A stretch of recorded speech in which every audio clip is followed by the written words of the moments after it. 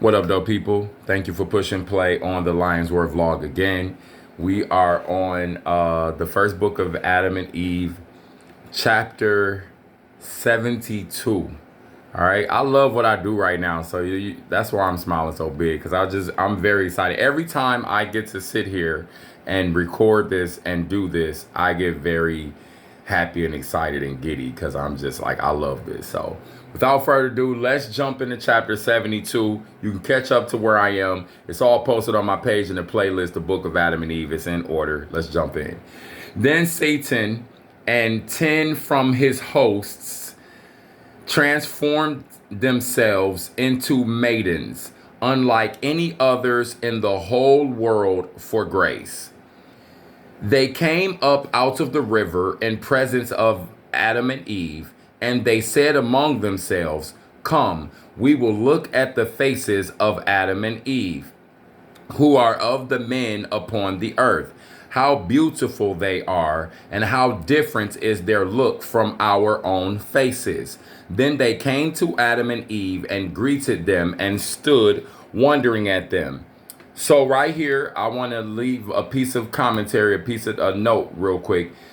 Now, as we read through this, one of the things that I have maintained is I wonder if when it talks about Satan and his hosts, is this representative of the spiritual slash etheric energy that you can't see, but that's negative? So the energy that, or the spirit that impresses upon a human, or we'll talk, since we're talking about the humans, something that impresses upon a living human being and tries to get it to do something before its time or move outside of proper structure for what that being should be doing. So these great pictures and these grand sweeping sort of like, oh, they turned themselves into maidens and they came out of the water and they looked like one thing, but they were something else. And it's just kind of something, because it's like, well, Adam, even these things that talk, like a few chapters ago, we deal with when Satan pops up and he looks like an old wise man. And I maintained, was that a spirit that was like designed to be like so convincing? Because an old wise man ain't, you should be unassuming. You're unassuming of him. He ain't gonna try and do nothing to me, right? You're unassuming of it. So, does that indicate then that he was unassuming of the spirit that tried to trick him? But we're getting it in the writing that's pretty much from the angle of Satan appeared like an old man to Adam and Eve. But did he really appear like an old man? Because there weren't even no other people around. So, you see, did that really happen? Or is that something that's designed to help the modern reader, or readers who would come after this information was given, to help them kind of be able to understand a process that they wouldn't be able to communicate without that metaphor, if you will? Or perhaps it literally happened. Because we have to know that the first humans on the planet definitely experienced something different than we are here today. Okay? So as I read this, keep that in mind. This could be layered, and this could be very picturesque, and it's designed for you to understand what this picture is portraying to you, the deeper information for you to pull out and understand what was really going on. Okay? Let's keep going. So Adam and Eve looked at them also and wondered about their beauty, and said, "Is there then under us another world with such beautiful creatures as these in it?" So it could be literal, or it could also be, hey, there's other things, there's other mindsets to have, there's other energies. Or remember, they're being tricked. So maybe that, like, this new sort of a thing, whatever these beings are trying to portray to Adam and Eve, they're not supposed to be messing with yet. So Adam's like, wait, we can do that too? Remember, that was the same thing that Lucifer did to them in the garden. Hey, he said, don't worry about the tree of the knowledge of good and the tree of the knowledge of the wisdom of good and evil. You know, don't worry about it. But actually, you can do this, you can think that, you can go here, you can try this, you have this functioning. And he started telling them things before they were supposed to have found it out. Right? So it's the same energy here. It's just looking so picturesque, like, oh, it looks so dramatic and like Hollywood, like, oh, these beings, and they're so and it looks a point of beauty. What if it's the two energies that are sort of curious about each other? What if they are two molecular energies that are kind of like looking at each other like, hey, you look nice over there. Hey, you look nice too.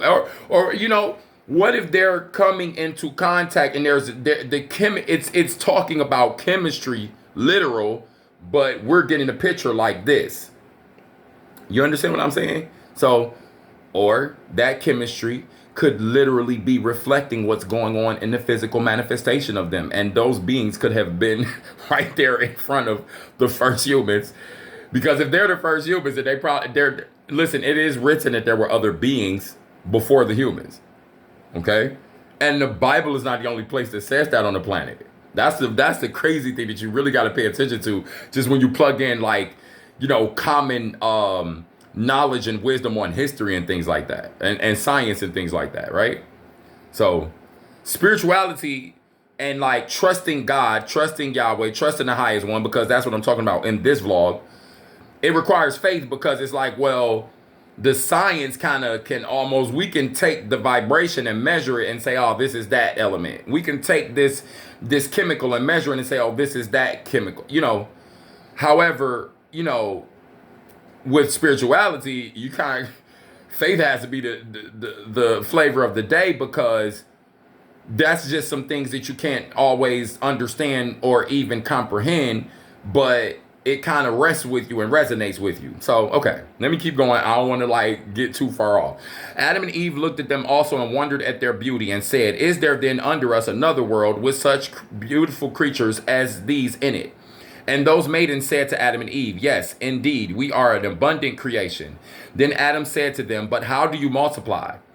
And they answered him, we have husbands who wedded us, and we bear them children who grow up, and who in their turn wed and are wedded, and also bear children, and thus we increase. So right here, wedding or wedded is speaking on intimacy. It's not talking about what you think a wedding is, like, rings and signing a paper and all that. It's not talking about that. It's talking about what the Spirit sees, what the Most High sees, what the creative energy, what the divine energy, what the divine spirit, the highest divine spirit sees as intimacy is as wedding, quote unquote, or marriage is the intimacy, the connection of the two literal physical bodies, but then it's the connection of the spirits because of the literal bodies. That's where he sees y'all are one. So that's why sexual fornication, once you get in with that one and that's yours and you're there and it's loyal and it's committed, like marriage for life, like you ain't supposed to be dipping off and messing with other things if you believe in this way right here, what we talking about. Like if this video resonates with you, that's the immorality there. That's where people mess up at. I don't care what you got going on in a relationship. You're not never supposed to leave it, because then now the spirit has seen you as one. That's it. You're going to figure that thing out, and we're going to keep it pushing. Period. Because unless, we can figure this junk out and keep it pushing. Unless you just got somebody who just wants to be selfish and knows that they could go run off and jump off and get something else going and find somebody new and not have to deal with themselves. That's really what happens. But I ain't trying to stump on no toes, because somebody gonna get irritated with that what I just said. So I'm gonna keep reading. And if so be Adam, and I'm sorry, and if so be, O Adam, thou wilt not believe us, we will show thee our husbands and our children. Then they shouted out over the river, as if to call their husbands and their children who came up from the river, men and children, and every one came to his wife, his children being with him. But when Adam and Eve saw them, they stood dumb and wondered at them. Then they said to Adam and Eve, You see our husbands and our children. Wed Eve as we wed our wives, and you shall have children the same as we. This was a device of Satan to deceive Adam. Now, the Most High told us that we would have more children, like the early humans, that they would have children, that posterity would come from them, that there would be, like, that's gonna happen, right? So right here, it just may not have been time yet. Why? Because, well, they have to get taught. Same thing like what happened with the tree of the knowledge of good and evil is the same thing that happens here. He's trying to teach them. He's trying to put them on something before it's time, which would be devastating because they don't know what they're dealing with yet. That's why. So he's just trying to do anything to be the man. It's like that kid who wants extra responsibility, but they're not ready for it yet. And if you give it to them, they're going to screw up. Like, they're going to mess up because they don't understand the concept yet. But if you have someone who comes along and says, man, you ain't got to learn how to be responsible, just do this. Look. And then they teach the kid something and the kid ain't ready for it. The kid's still going to screw up, and he's definitely going to screw up now because now he's going to have the false confidence to think that he knows what he's dealing with. And he don't know what he's dealing with, right? Same concept here with these first humans, first beings, first man, first woman. Satan also thought within himself, God at first commanded Adam concerning the fruit of the tree, saying to him, eat not of it, else of death thou shalt die, or you'll die from it. But Adam ate of it, and yet God did not kill him. He only decreed upon him death and plagues and trials until the day he shall come out of his body. Right here, that is deep because I've said in this vlog, and I've said before, if you've listened to me any amount of time, you've heard me say, the wages of sin is death. Death does not only mean physical death. Right here, it says until the day he shall come out of his body. So that's the ultimate death.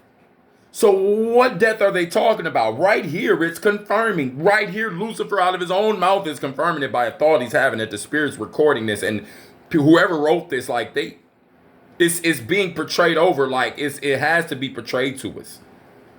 Trying to figure out, like, y'all be trying to figure out, like, how did they know this?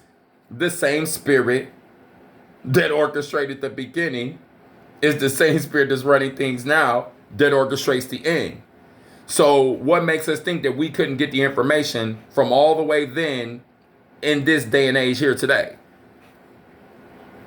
So I just find it interesting that he says until death, plagues, and trials. Death, plagues, and trials until the day he comes out of his body.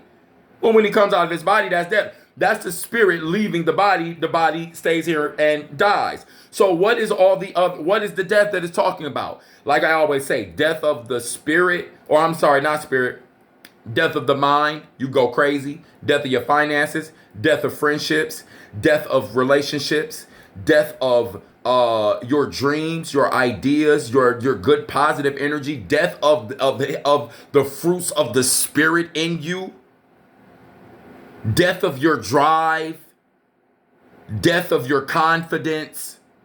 There's a lot of different deaths that can happen before your final biological death that everyone faces happens. That is so deep right there. Like I'm so glad that happens right there. All right, so let's keep going. Now then, if I deceive him to do this thing and to wed Eve without God's commandment, like what I just said, I love the confirmation, without the commandment, because like what I just said, it wasn't time yet, bro. And he's always trying to get them moving outside of what it's time for them to do because he's a deceiver and a liar and a tricker. And like I say, misery love company. He's always trying to get someone to be on what he's on because he don't want to see nobody be good. Remember, we've already seen that it's even when they were praying for comfort from the Most High, this dark one was trying to stop even the comfort. So he's trying to throw a wrench in their plan at any chance that he can because the power that rises against him when we do things right he can't do nothing about it.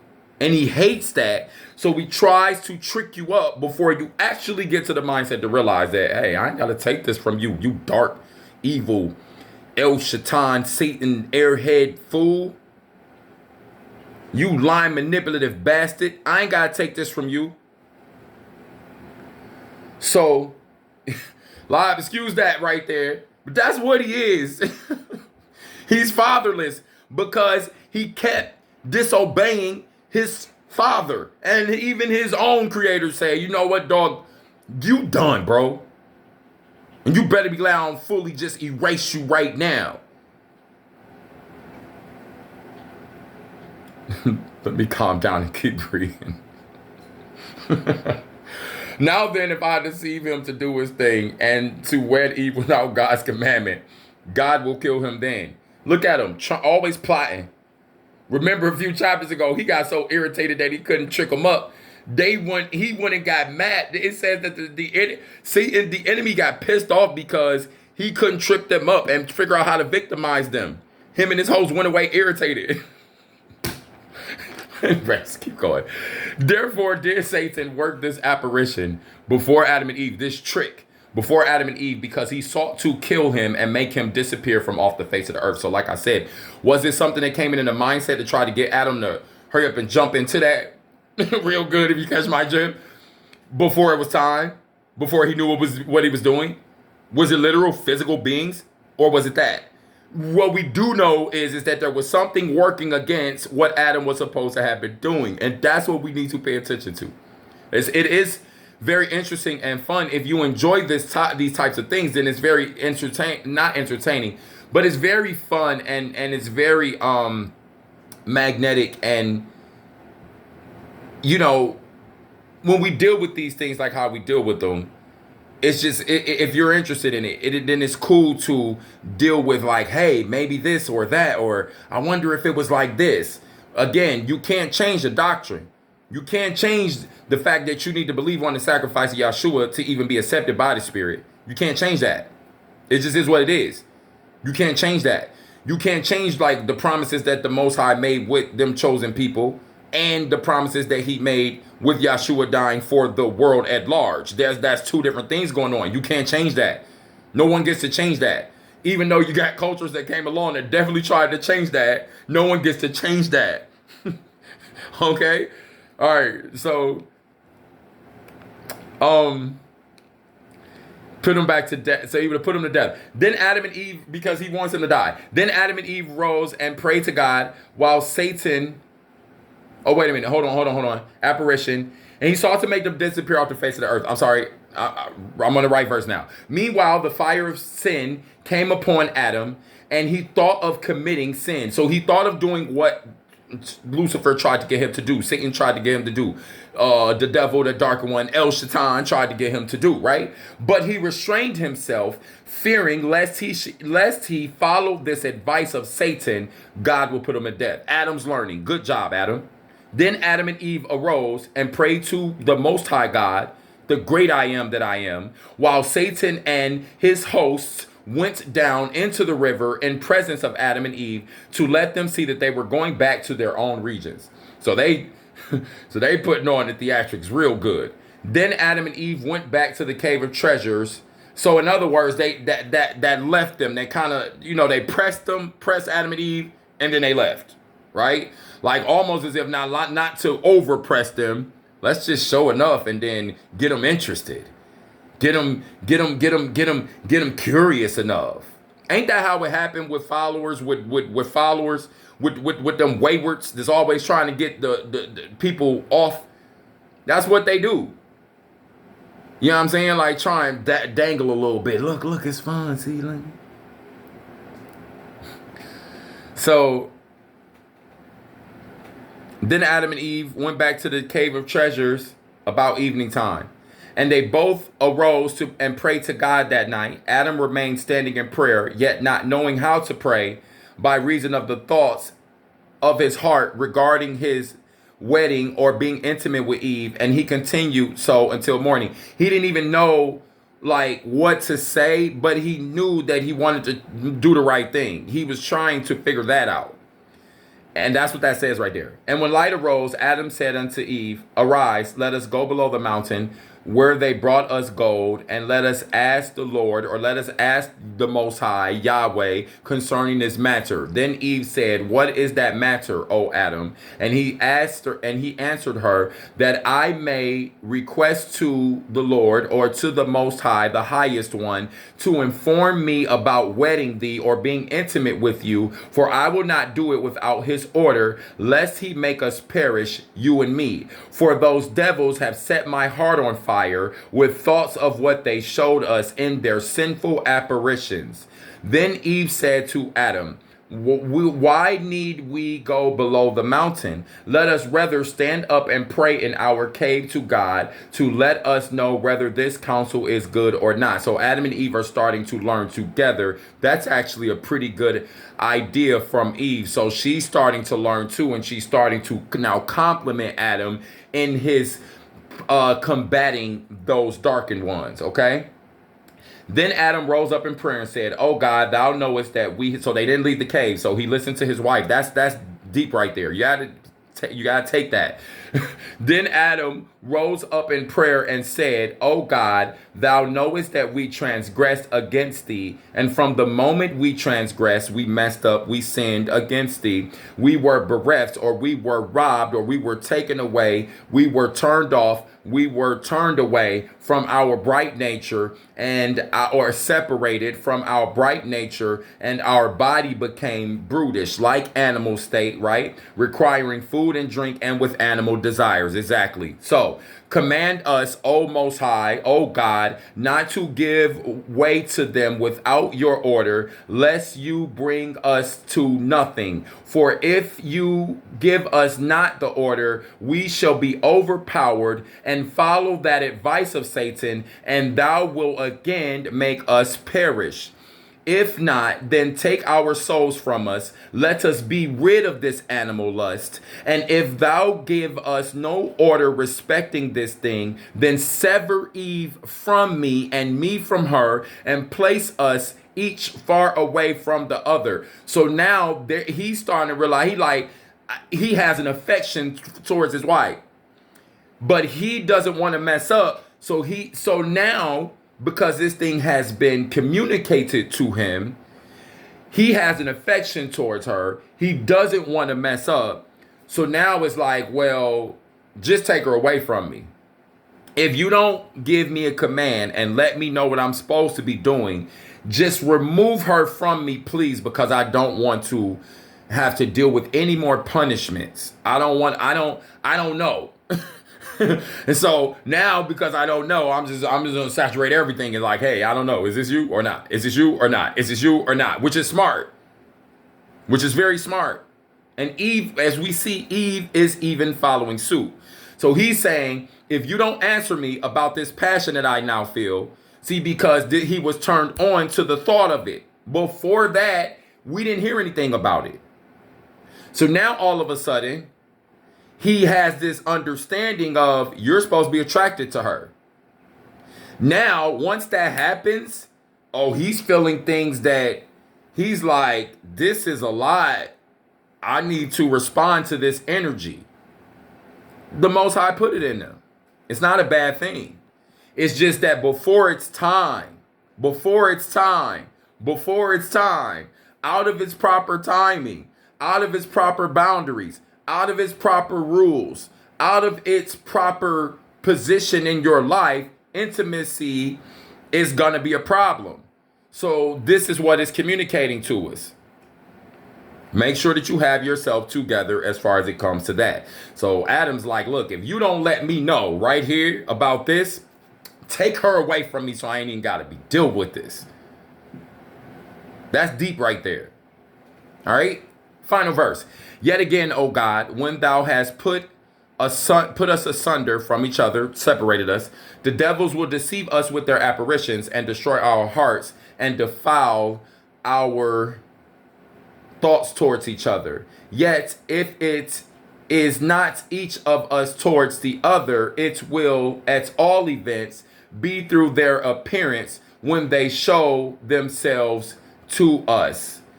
Here, Adam ended his prayer. One more time there. You have put us asunder. When you have put us asunder from each other, the devils will deceive us with their apparitions and destroy our hearts and defile our thoughts towards each other. Yet, if it is not each of us towards the other, it will at all events be through their appearance when they show themselves to us. That right here, Adam ended his prayer. That right there kind of confirms the two sides, like what I'm saying. Sometimes they attack the mind. Sometimes it's something in the mind, and the beings is trying to figure out like what that, like why am I feeling this? Why do I feel this way? And I don't want my mind towards Eve to be messy, like what he just said here. He says if it separates us, because then that way, if they show up that way and they try to use us, they come through us. Listen, if they try to manipulate our minds towards each other, we'll be far away from each other. Then outside of that, they just probably have to reveal themselves. So that right there is kind of showing two different things that's happening with that energy. We gotta look at that. And we could just even look at the rest of the scriptures. And if you just know, you know, that energy definitely manifests spiritual and physical. You have to know that. But you're going to see it as a physical being. You're going to see the physical manifestations of evil. So then you have to know that that's why now we deal with the unseen energy. We bind that spiritually. We speak to that. We do the spiritual warfare. In order to deal with the evil and physical, you have to pull down the spiritual stronghold. You can't go knock that thing in his head. It don't work like that. You have to figure out the spiritual root and the stronghold and snatch it down. So that right there is letting us know it's two-sided. It's like, oh, there's this one thing and then there's this other thing, right? So that's it. That's this chapter. If this resonates with you, share it with someone who you think it would resonate with, because you probably know someone who it would resonate with. Hit that notification bell. If you haven't subscribed, subscribe. Leave a comment for me, y'all. I appreciate y'all coming back, showing up, pushing play on these. I appreciate the new followers. I've grown in the last few weeks or so. I appreciate the views and everything. Y'all keep coming back. We're going to keep this thing moving. We're going to keep feeding. We're going to keep being fed by the Spirit. And then, we're going to keep feeding each other. Y'all be blessed. Peace.